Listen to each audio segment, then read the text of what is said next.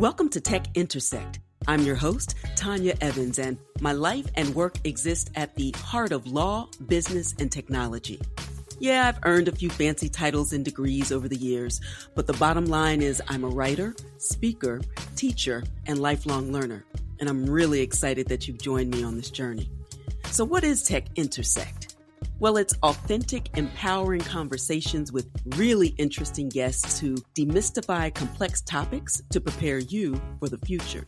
Because your future is now. And it exists where law, business, and tech intersect. Get ready to listen, learn, and leverage. Let's get started. In this episode of Tech Intersect, I chat with CEO and founder of Career Rehab, LLC, Kanika Tolver. She's a highly decorated information technology federal government professional, a rebel entrepreneur, and certified professional coach.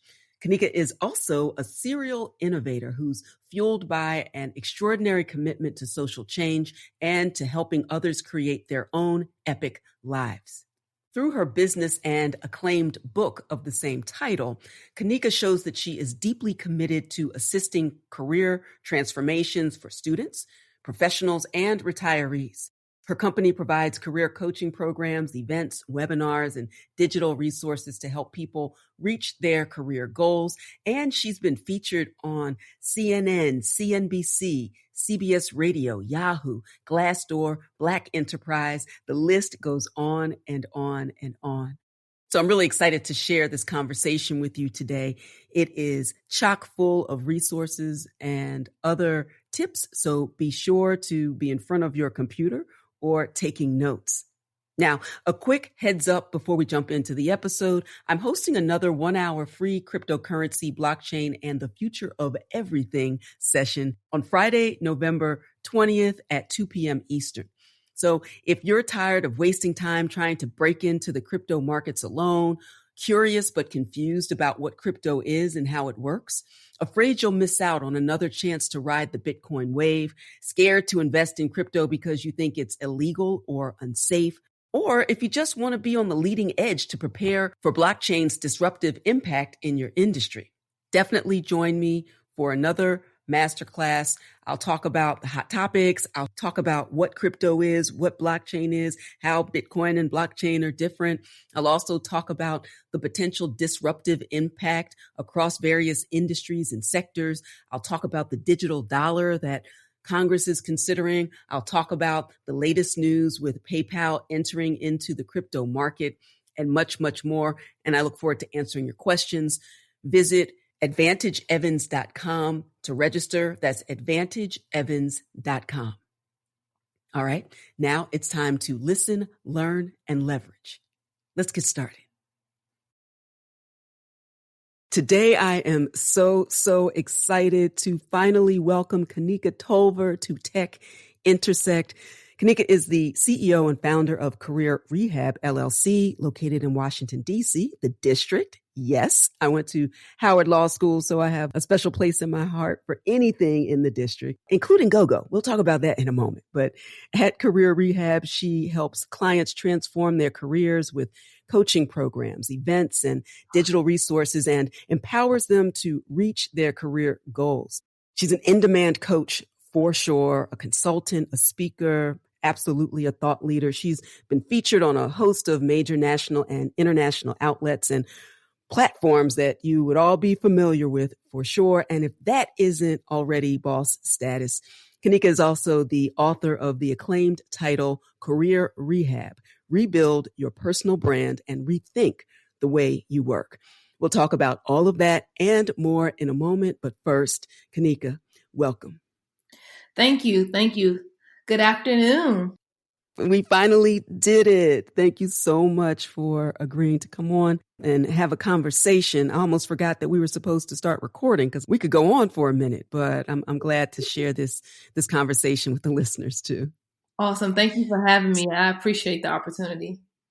So before we jump into some of the topics of conversation that I want to have with you and share with the listeners, talk to me about just how, personally you are doing in the midst of this pandemic season, social, political unrest, racial division, all of the things that we just didn't see coming, and we don't actually have a clear idea of when this is going to end. So just like a check-in, oftentimes, when you have high energy, high powered people don't really check on you because they think everything's going well. So how are you doing? I'm doing fine. I think that this is a season of healing for me. Personally, I started the pandemic in March, just like everyone else. And I actually realized that I was accomplishing a lot of things, but I wasn't accomplishing taking care of myself. So I've used this dark time and this bad time of things that are happening to really take some time to refocus on hiring a nutritionist, getting a therapist, working out, changing the way that I eat and things like that. So I could be sane. I started off with a lot of anxiety and digestive problems. So I think it come from the anxiousness, the worry, the stress, the anxiety. And sometimes, our gut is like our second brain. So for me, I think success looks like during the pandemic is a little bit more focus on, being productive, but also making time for rest. I love that. And I'm right there with you. You are, we have this awesome Twitter circle of support, and I've gained so much from watching your journey as you're working out and taking certain things out of your diet and trying to find replacements that bring you joy and, offer you energy and don't zap your energy. I'm on that process and that path as well with my 3 times a week virtual workouts in my home. I have basically turned a third of my house into a gym. So that's been really fun and a really great way to maintain not even just my physical well-being, but as you said, my mental, my emotional, my spiritual well-being. Sometimes I'm not jogging. Sometimes I'm just walking very slowly because it's a mental health moment just to get out. So I definitely appreciate that. I agree. And I don't do it 100% for physical either. I do it, to keep my mind. I love walking in my neighborhood sometimes because then you can just think and talk to yourself and pray. And you can have a lot of reflection time. And I think we can really reflect on what is going good and what is not going good and just adjust from there. Right. Well, I'm glad that you're doing well, and I'm cheering you on from afar, from my bunker. So keep doing what you do. Now, I want you to share your origin story with the listeners. How did you come to be the Kanika Tolver of today, the author, the speaker, specifically your focus and expertise in technology? What was your path leading up to this moment? So I took a traditional route. I have a bachelor's degree in computer science. I went to a HBCU, Bowie State University in Bowie, Maryland. And, a lot of my career path and journey has been just trial and error. I spent majority of my career in the federal government space. In 2014, I left the federal government because I'm a project manager is my primary role, leading software development teams. But I found my path in really when I took the leap of faith and I left my government job in 2014 and I went to private sector.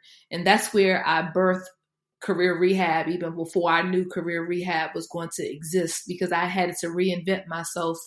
I was very unhappy in my government job and I was very like, entrepreneurial, innovative. I was always the youngest person on my team. I was always the only woman or the only minority, but I was very unhappy. I said, so let me leave my government job and go into private sector.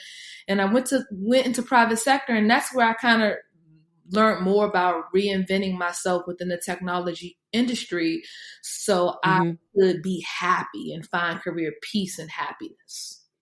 I love that so much because so much of your work is focused on the future. But I always say, I say this about my workouts and I say this about my work.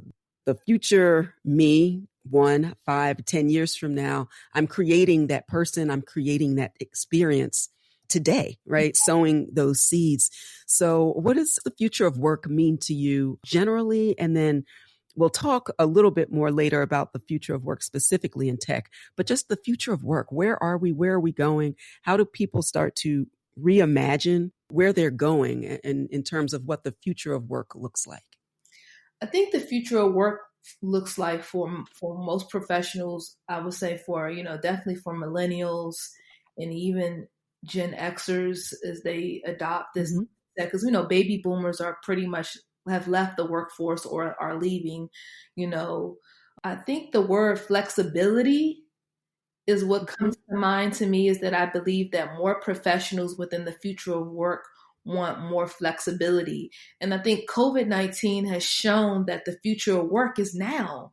Like what we could never Mm. imagine about working from remote and companies leaving they leased a lot of property and they had big corporate offices. And I think that people were scared of the idea of working from home 100% because they thought that, people could not produce. But I think what we've Right. seen is that in the midst of people having children at home, having family members to take care of, people can still get their work done in the midst of a pandemic. And when the pandemic is over, I foresee that people are going to work from home and have more flexible options as we, get closer to, getting a vaccine and us getting out of this current administration. Absolutely. The pandemic really forced the hands of a lot of those in leadership to make some very hard and very fast decisions. In fact, when it hit, right now I teach at Penn State Dickinson Law Schools in Pennsylvania, but earlier in the year when the pandemic first hit, I was the Associate Dean for Academic Affairs at the University of New Hampshire School of Law, and I was charged with the responsibility of setting the new academic agenda to be delivered 100% virtually, literally like over a weekend. Like, I just remember the weekend. It probably was the last night of good sleep that I've had this year up until recently. And then to train the entire faculty on how to do that and bring in technologists, et cetera. But the point is, we did it. Right. It is, not perfect. There are many limitations, but, it was finding the opportunities and leveraging the best of technology to re-engage students and colleagues in a different way. That's really working quite well in a number of instances. That's a whole other conversation about the things that could be tweaked. But the fact that we were forced into this environment to really embrace, as you said, the future today. We were always talking about 10 years from now, what the workforce could look like. We are legit living it right now. Yeah. And so it's really important to focus on those opportunities. Yeah, I 100% agree. I think, the gig economy will continue. People always talk about the gig economy and how that's going to be something that's going to be really popular. Now we've proven and shown that people can, even do different freelancing and gigs and short-term contracts remotely as well. So if full-time companies can do it, then I know that people can have the flexibility to do that if they want to pursue, other short-term employment roles.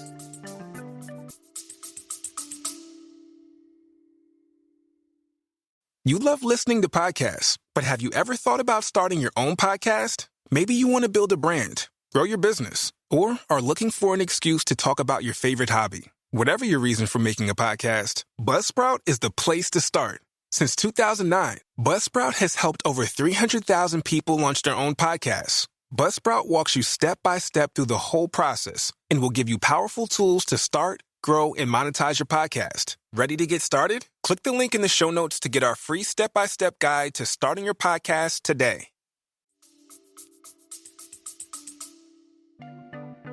We hope you're enjoying this edition of Tech Intersect. Our conversation will continue in a moment, but first, a word on an exciting opportunity. There's a more cost-effective and time-efficient way to reach your leading-edge learning and earning goals, to put you ahead of the stiff competition in this fast-paced, tech-driven economy. You need skills, credentials, and a fast track to a competitive advantage. You need it now more than ever, and I can help.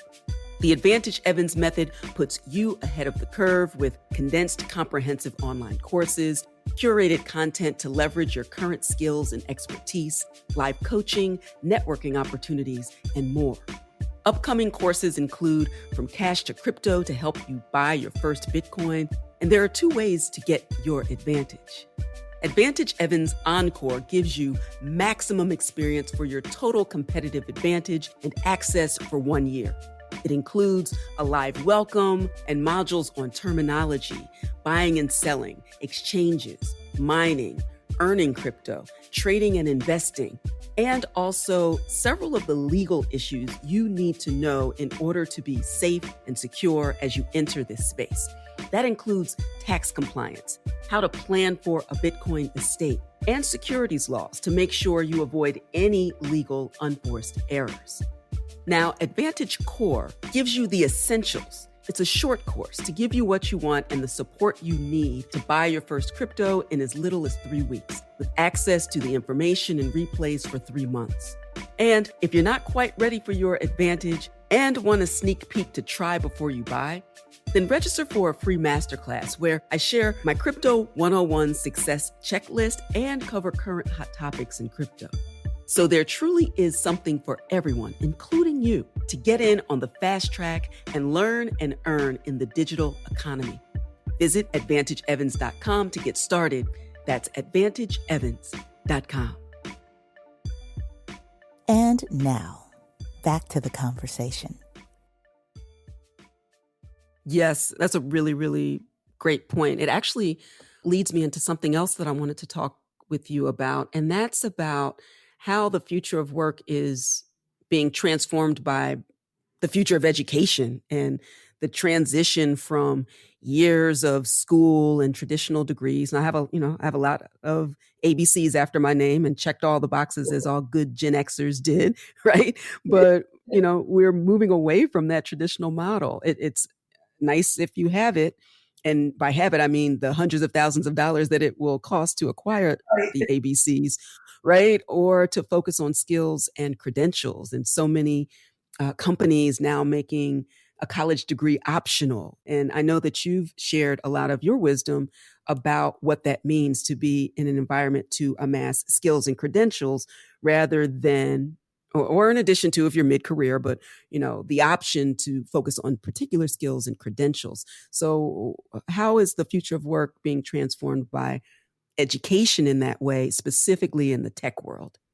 Going back to, the word flexibility, I think, companies are being a lot more flexible with qualifications and education requirements now. Being in tech, I used to be that person that believed that you had to get a 4-year degree in computer science or engineering. So For me, I've actually kind of watched my career coaching clients that are mid-level professionals. I've watched them have a 4-year degree in another industry and get a tech certification and leverage the existing experience and education that they had to transition into tech just with the certification. Right. So when people come to me and they're like, hey, I'm in finance, but I want to get into tech, what certification should I focus on? I've seen people be able to revamp their resume and revamp their experience because we all touch technology in some way. We just have to translate the past with the future of where we're trying to go. I really believe that people getting tech certifications, it's popular now, but I just foresee it being the normal thing and people getting a 4-year degree or master's degree for self-gratification purposes only. I don't think it's going to stop people from landing a new opportunity in the tech industry if they don't have formal college degrees. Absolutely, 100%. And I know sometimes people think it's controversial for me, having received tenure early on and serving as a law professor, but I'm an entrepreneur at heart, and I'm also a lifelong learner. So your point is a wonderful one, that there may come a time where I want to learn something specific and go into a more formal program.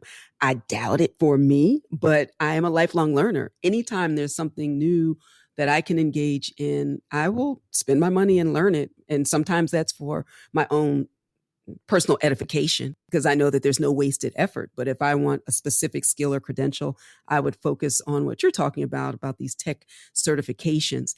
You shared recently about the best tech certifications to secure in order to prepare for the future, especially for Black people in tech. Would you share some of your thoughts about the best technical certifications out there now? Sure. So I feel like tech certifications for Black people is the short journey. We've been beat down by so many other things in our life, and it's like it's the shortcut to landing a good entry level job into tech. It's the shortcut to being able to build financial gains and wealth for our families, because tech has six figure jobs.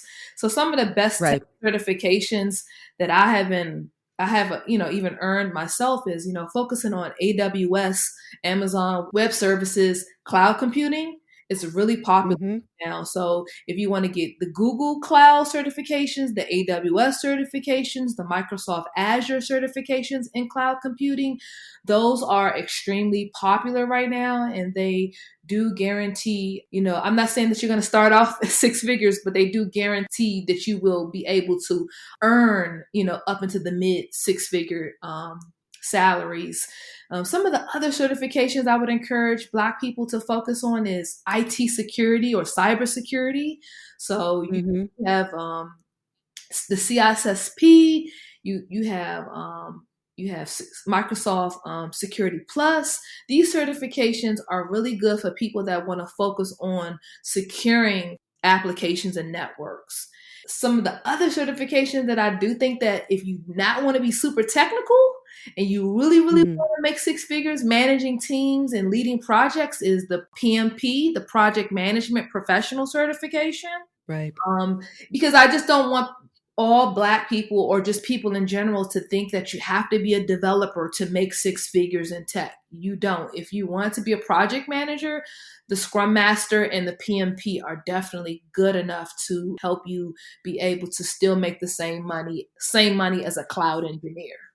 That is such great advice because, I think of in my blockchain courses, I talk about it.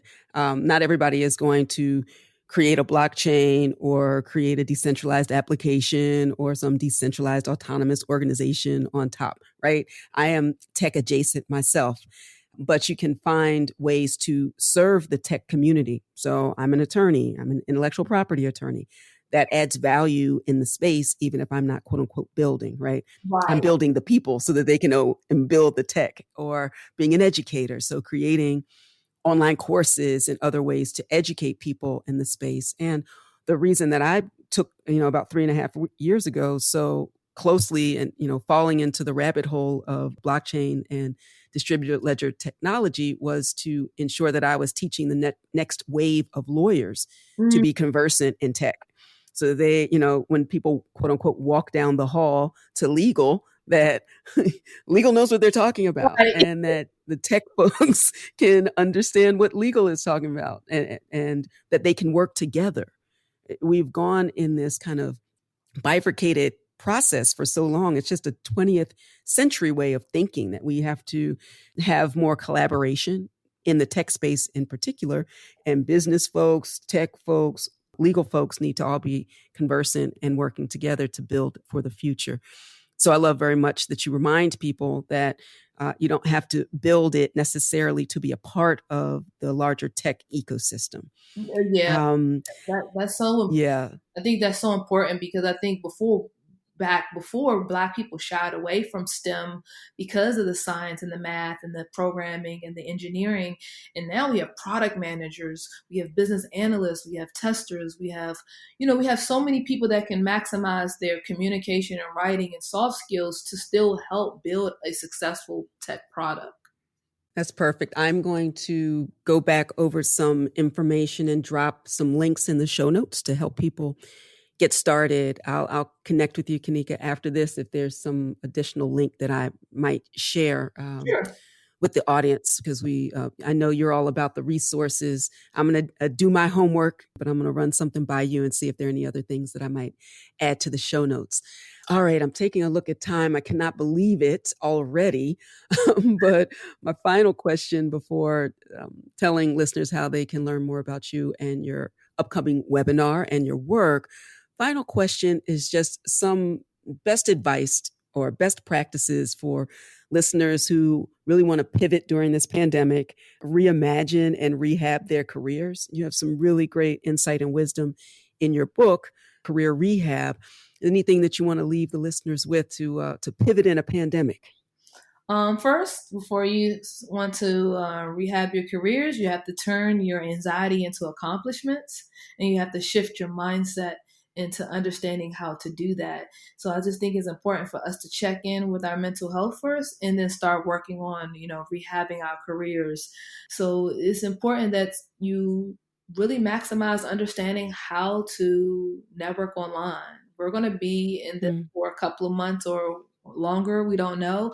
So networking online is something that is important. So maximize social media and LinkedIn to connect with the people that already have the information that you desire to learn or have accomplished the types of career goals that you're trying to go after. So we have to merge our network with our future.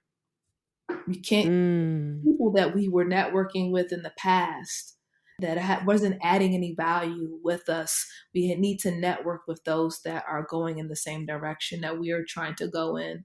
And the last thing that you guys can do to rehab your career is to really focus in on identifying what skills and knowledge do I want to learn during this time? How can I take this time to learn something new or get a certification or take a course that could add value to my resume? So look at the job descriptions and figure out the things that you don't know. And that is your cheat sheet of the things that you should be studying and learning so you can get through this pandemic and you can start learning those things and adding it to your resume for your job search. So powerful and doable, having something where it's the next right step. You don't have to have it all figured out, but taking active steps in a positive direction, betting on yourself. You will never lose, or I'll state it affirmatively, you will always win. And I love very much this checklist. I'm definitely going to drop some additional information in the show notes about that. Kanika Tolver, I adore you. I'm so happy to be a part of your Twitter sister circle and continuing to cook with you and tweet with you and build with you and nation build, even more importantly, with you. So thank you for spending this time with us. Tell listeners how they can learn more about you and your work. So you guys can definitely check out the book Career Rehab. It's on Amazon, Barnes & Nobles, Target, all major book retailers. You can download a copy of that, purchase a copy of that book. You can connect with me at kanikatolver.com if you guys want to be a part of the Career Rehab coaching program. You definitely can reach out and join my mailing list. And you can reach me on LinkedIn. LinkedIn is where I spend a lot of my time, my professional networking time. So if you guys want to reach out with me through LinkedIn, I'm on all social media platforms at Kanika on Instagram, on Twitter, on YouTube. But if you guys want to do professional networking, LinkedIn is always the best and the first resource that you guys should use when connecting with like-minded folks for your professional network. Perfect. Again, thank you. Thank you so much. And I will see you on the interweb and in the future. In the internet streets, as Minda would say, on the streets. Yes, we could not complete this episode without a shout out to Minda Hart. So definitely, she got her shout out, and and I'm glad that she brought us together. Thank you so much, and I appreciate this amazing opportunity to be a part of your podcast. Wow, I love all of the advice and resources that Kanika shared in this information-rich episode. As I said at the top, I hope you were taking notes, but here's a recap. Look, the future of work is now, and it's time to take a breath. Take an inventory of your expertise and goals, take charge, definitely take some courses, and take a leap into the next exciting and enriching stage of your career in this tech-driven world, even if you consider yourself tech-adjacent like me. And here's one more bit of life work for you to do until we meet again. Share this episode with 3 of your friends who could benefit from this advice and start an accountability circle to help everyone stay motivated, encouraged, and on mission. And final housekeeping notes. Take a moment to like, comment, and share this episode and this podcast with your networks. Follow me on social medias and let me know what topics you'd like to hear more of and who you'd like to hear more from. All right, that's all for this episode. Until next time, continue to shine. Stay in touch with host Tanya Evans via your favorite social media. On Twitter at Tech Intersect and on Instagram via the handle Tech Intersect. This podcast has been produced by Stephanie Renee for Soul Sanctuary Incorporated.